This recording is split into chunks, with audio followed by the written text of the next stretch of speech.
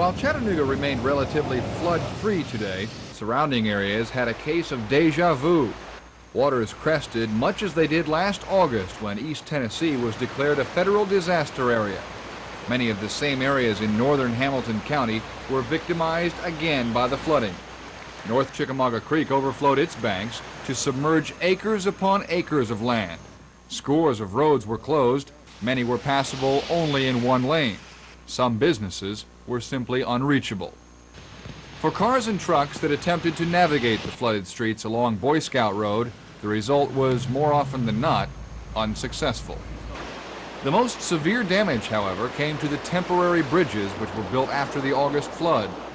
It cost Soddy Daisy $25,000 to set this road up over North Chickamauga Creek, but they'll have to do it all over again now. It washed away this morning. And Marion County residents will now have to drive through Jasper just to get to Chattanooga. The Suck Creek Bridge also went the way of the current. And about 5, it just come loose. Started washing down the river about 5 o'clock. Can you describe exactly, what you were saying? I was just sitting here in the truck, and I just heard the racket.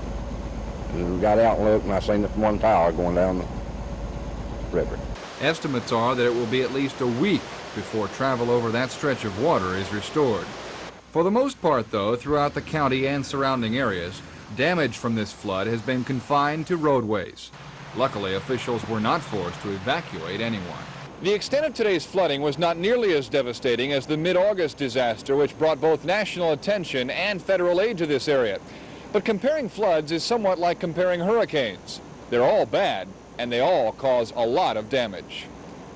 Jim Bradley, TV 12, Tri-State Report.